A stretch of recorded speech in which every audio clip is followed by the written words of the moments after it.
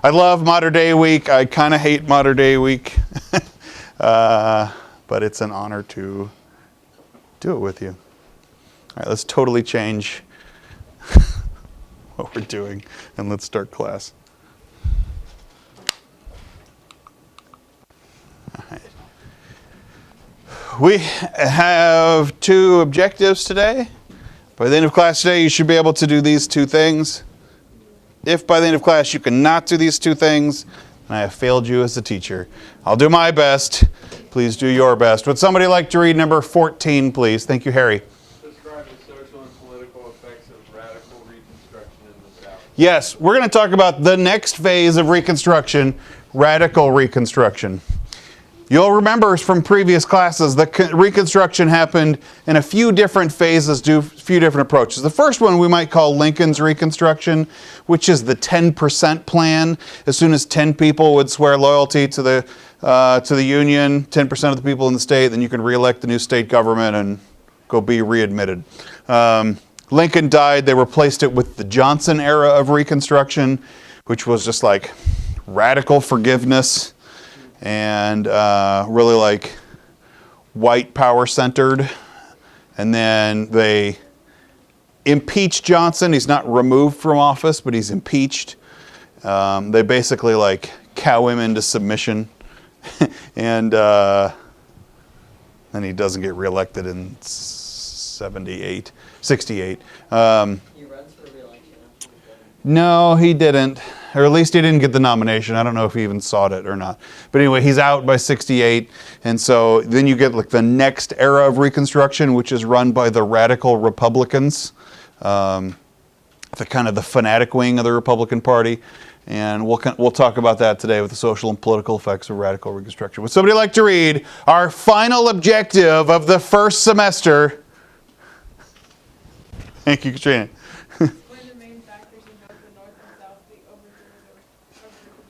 Yes, Reconstruction ends.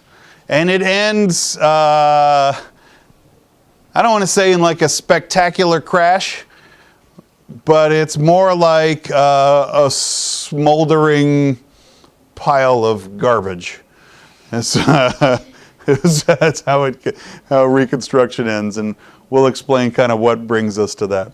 So when you go home tonight and your parents say, "What did you learn in school today?" you don't have to look at them and say, "Nothing," like you've been saying since you were 8. Instead, you could say, "Well, Mother, well, Father, shall we describe the social and political effects of radical Reconstruction in the South?" And they'll say, "Why, yes, child, that'll make a thrilling dinner-time conversation.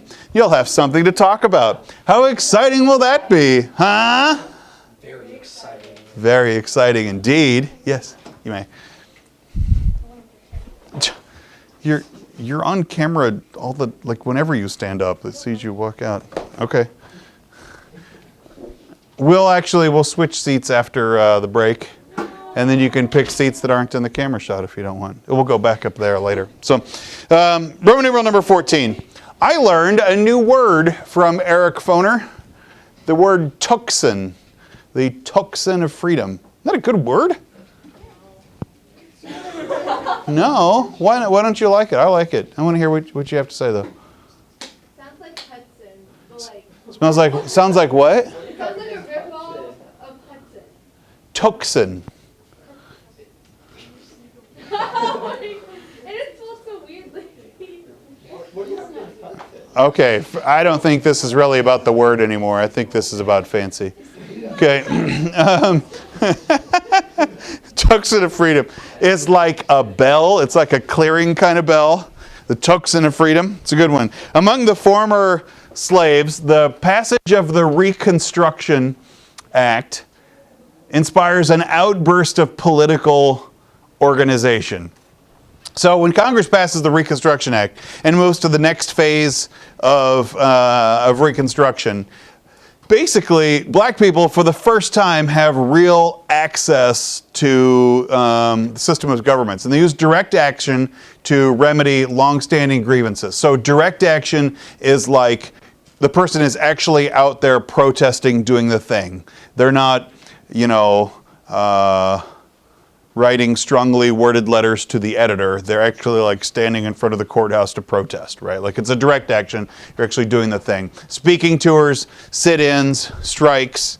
And there's an organization that starts called the Union League. The Union League aided black people in the public sphere, basically to help mobilize the black voice in public affairs.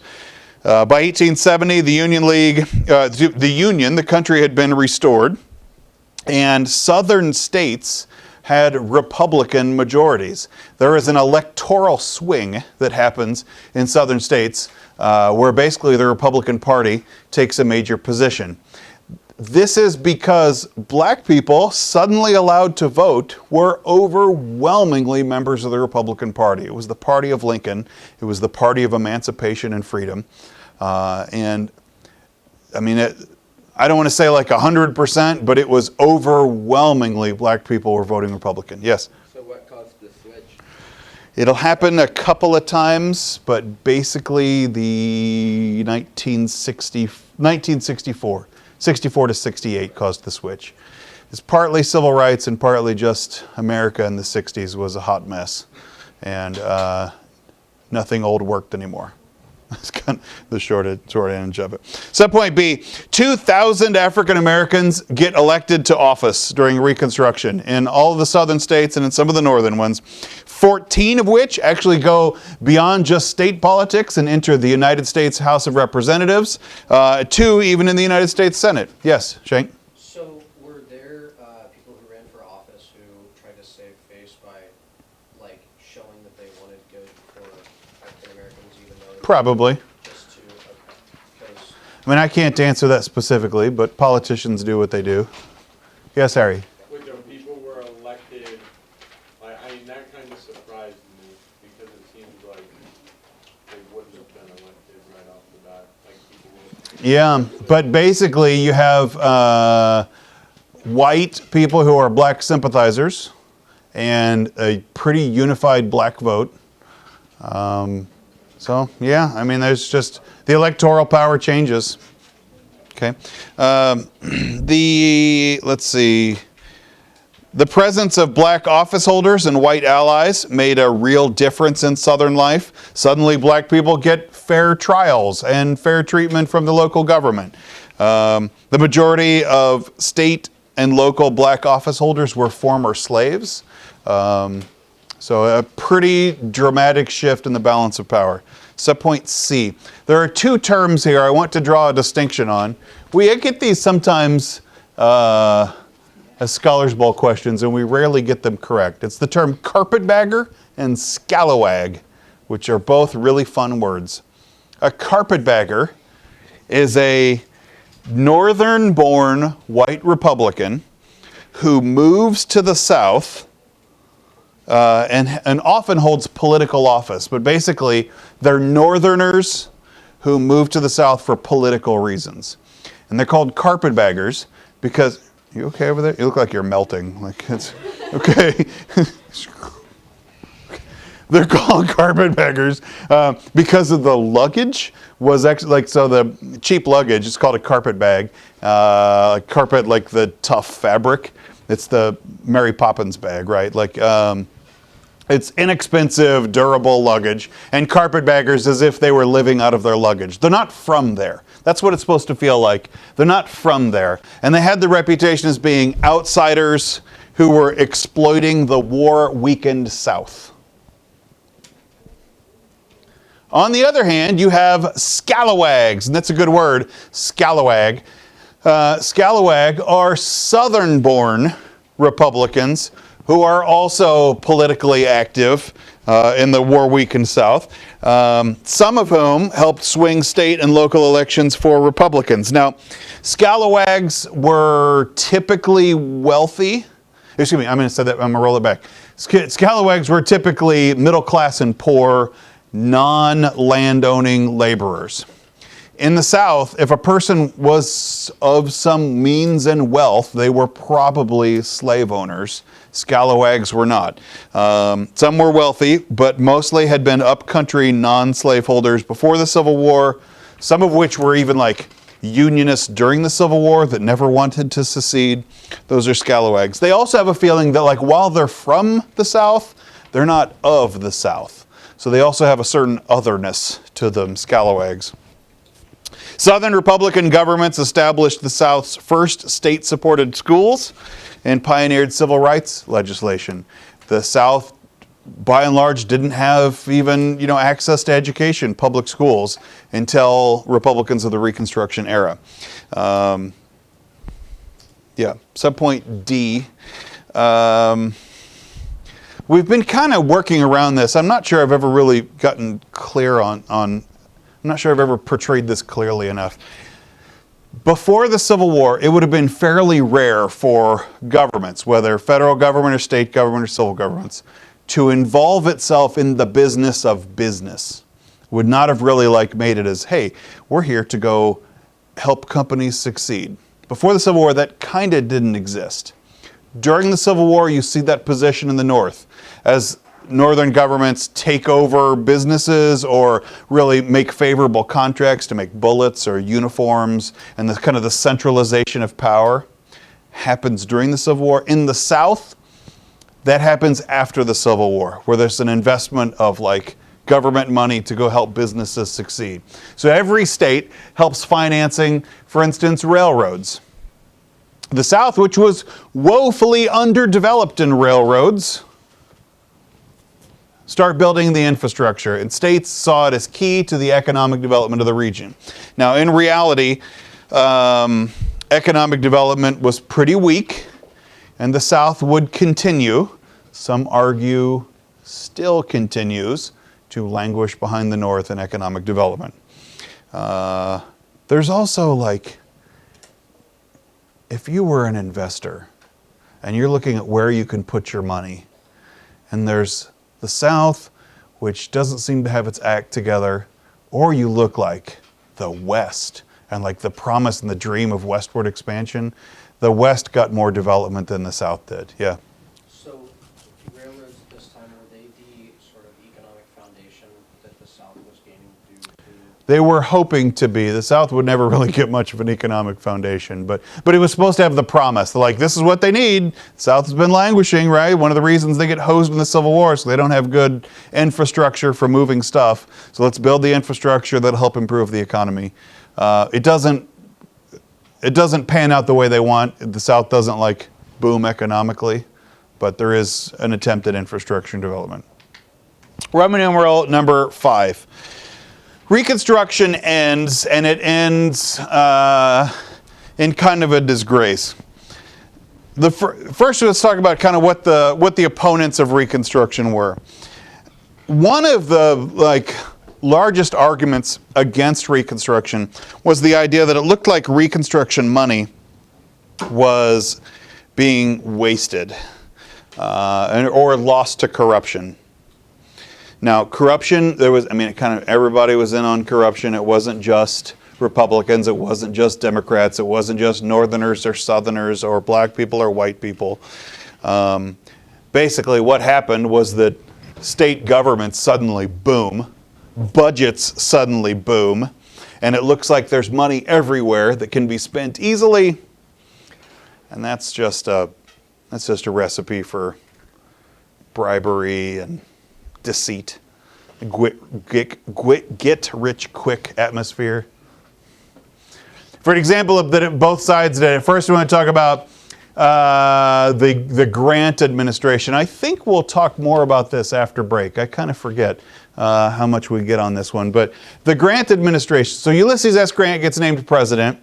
And I think we talked before about how Ulysses Grant, before the Civil War, he kind of sucked at everything. He was not a very good business person. He was a very below average soldier, just kind of a personal failure. And then he finds during the Civil War that he is the most significant ground military commander of the entire war. He gets elected for president because Americans love a war hero, and becomes a president, and he kind of goes back to sort of sucking. Ulysses S. Grant was personally honest, but just could not seem to find honest people to work with. So his tax collectors of the U.S. Treasury Department got involved in a scandal known as the whiskey ring, where distillers, instead of paying the excise tax on the spirits they were distilling, were just buying off government agents to not count all of their whiskey. It's kind of like if you pulled out your cell phone in class and it got taken away from you, and I was supposed to go turn it into the office and you could go buy it back after school for $10, but you say, Mr. Wahlberg, what if I were to just give you $5 now and you give me the phone back and you can keep the $5 and you don't have to go turn it into St. James? And I'd be like, why, I think that sounds like an excellent deal. That's good negotiating. And so I just take your $5 and I go buy lunch instead of going and turning in the phone. That's kind of what happened with Ulysses S. Grant's Treasury Department. Instead of collecting the taxes appropriately, they were just taking kickbacks and pretending they didn't see so much of the whiskey. It's kind of a classic corruption problem, plagued the Grant administration. Of course, New York has its own version of it, where it's where the Democrat-run Tammany Hall, run by like the urban boss, Boss Tweed, the city boss, who's running Democratic politics and basically taking his own kickbacks from anybody trying to deal with government. Both sides participated in corruption. Subpoint B. The Republican presence in the South led to more organized opposition. So as soon as like Republicans start taking hold in the South, then there's like, no, we can't let Republicans win office. So secret societies began to spring up with the goal of preventing black people from voting and to destroy any of the organization of the Republican Party. The most famous of these is the Ku Klux Klan. The Ku Klux Klan, organized in 1866, whose goal it was, to disrupt the Republican Party, whether or not they were white or black. Now, the Ku Klux Klan basically ends in 1872. Ulysses S. Grant, while he was not himself a super effective leader, Ulysses S. Grant encouraged the passage of 3 different enforcement acts. And those enforcement acts basically made it impossible for the Klan to continue to operate. The modern Klan, such as it is actually not much of a Klan. The modern KKK exists as a subreddit and weirdos in people's basements. There are like really, the Klan is way overblown as an actual organization. It's mostly just weirdos on the internet. But it's a totally different Klan than existed in the years after the Civil War. That Klan was basically ended. It would come back to life a couple of times, but it's not a continuous thing. Yes? There was one in my room, and there was 16 to 18 guys in it. Yeah, Don't work in. I believe it. But that's about as much as there ever is in anything. It's a couple of weird families get together and have a picnic. It's really not like a well-organized machine. Not to say that like it's not real, but it's not really real. I don't know. There's things I worry about a whole lot more in life than a Klan resurgence, because it's just not really a thing. So, anyway, where are we? Subpoint C. The North's commitment to Reconstruction waned in the 1870s. The North began to look at the South and be like, man, the South just clearly doesn't want Reconstruction. And we put a lot of money and a lot of time into it, and then they start this Ku Klux Klan, and they're trying to run us out of there, and they're trying to marginalize our politics, and you can't really fix the South. They kind of suck at everything. They're a total mess. And so we should, as much as possible, just end the Reconstruction experiment and pull out. So in 1872, there is an election where Ulysses S. Grant is running for office, and he faces an internal party challenge. Basically, the Republican Party splits in 1872, and they make two different political parties. You have the Republican Party, who's going to nominate Grant, and then you have another branch called the Liberal Republican Party, which wants to just get out of the Reconstruction business, and they split and nominate a famous publisher whom we'd actually met earlier in this unit, but just in passing, Horace Greeley.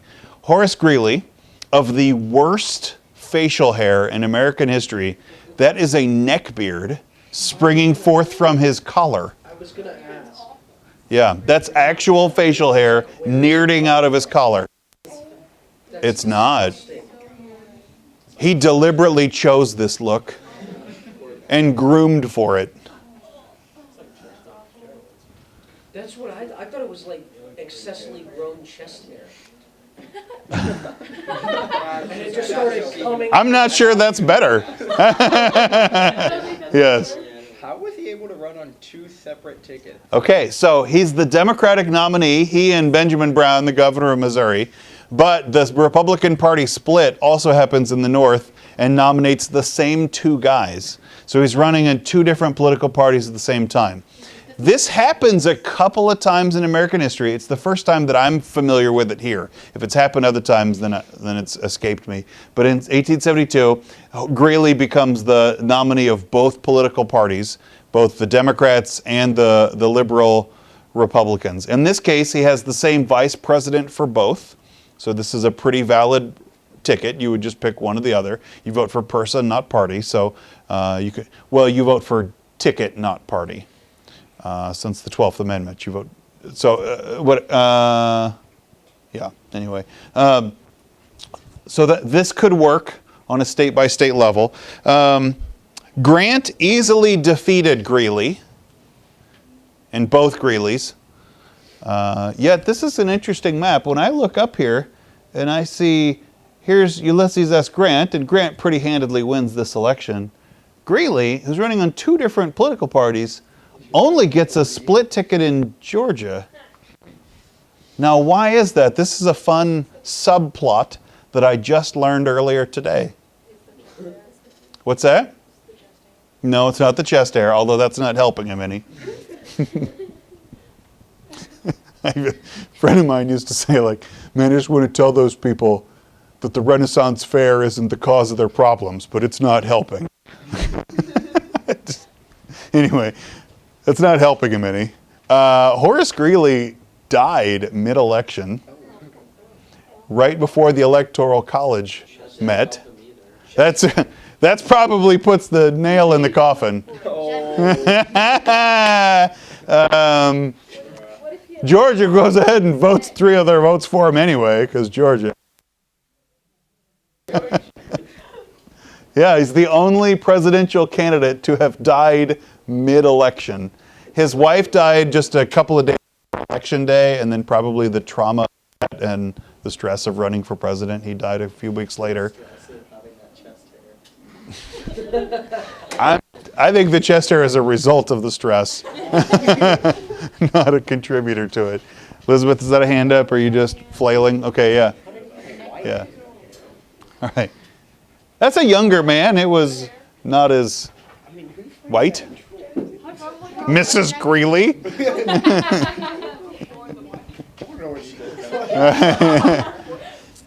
You're welcome to pull out your computer and look her up. That's fine.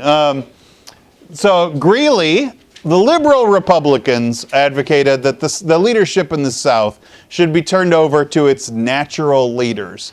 Now, I'm going to say natural leaders because that's the term that you want to use. That's the term that the liberal Republicans use, so we'll keep their wording. But I'm very suspicious of this phrase, natural leaders. That means like whom the South would vote for if Reconstruction wasn't manipulating the electoral results. That's the natural leader, which I think we can fairly interpret as like Democrat white supremacists would be the natural leaders of the South. Yes?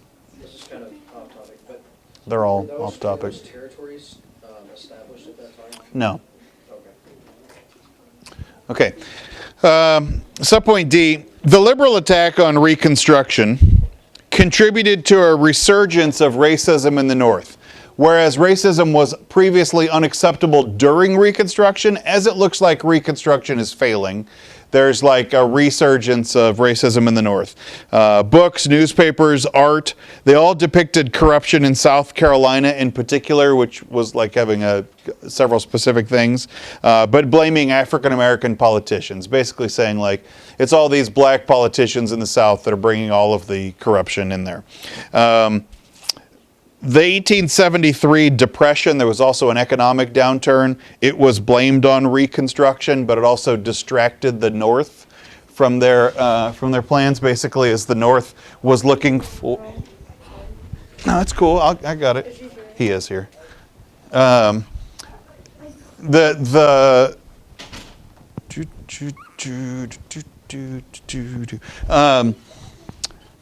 It basically, the North kind of quits focusing on Reconstruction because they've got an economic problem to go deal with too. Also, the United States Supreme Court made a few important rulings that basically began to whittle away the power of Congress to go enforce civil rights protections. Yeah.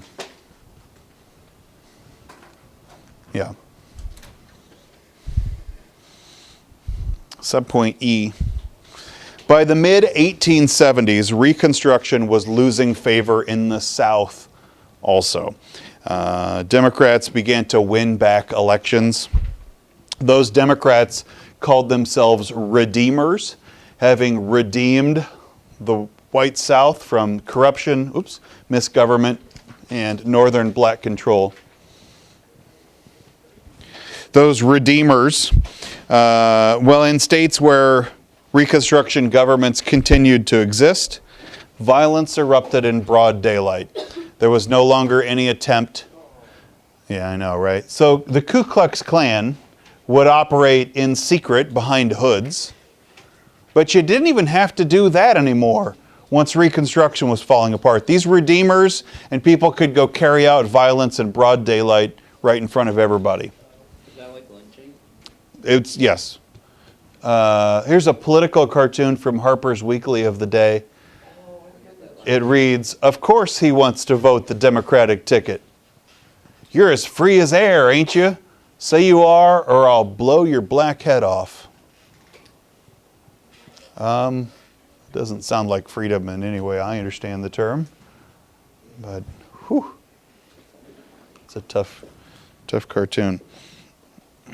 In states, basically, the Klan would operate in disguise, but now fearless white supremacists, they would have organizations called rifle clubs, which are ostensibly hunting clubs, but in practice, harassed Republicans at rallies, and in later conflicts just decided to shoot black people because it was faster. Ulysses S. Grant refused to provide federal help to stop this violence, saying that Northerners were basically tired of solving Southern problems. And on election days, Democrats began destroying ballot boxes and preventing former slaves from voting, and the result was that Democratic victories turned into landslides in the South. This brings us to the election of 1876, where the election between Rutherford B. Hayes, who has, for my money, the finest presidential beard in history, Rutherford B. Hayes, a Republican, and Samuel Tilden, who was the Democratic nominee. And the election was very, very close. And it was complicated by the fact that 3 southern states had elections where they could not actually determine who was the winner. Now, they couldn't determine the winner, partly because Election Day was a total carnival of violence and mistrust, and it's like, we don't know how these states voted. And we may never know. So Congress needs to choose, we need to have a president here, and you can't trust any of the proceedings coming out of the states.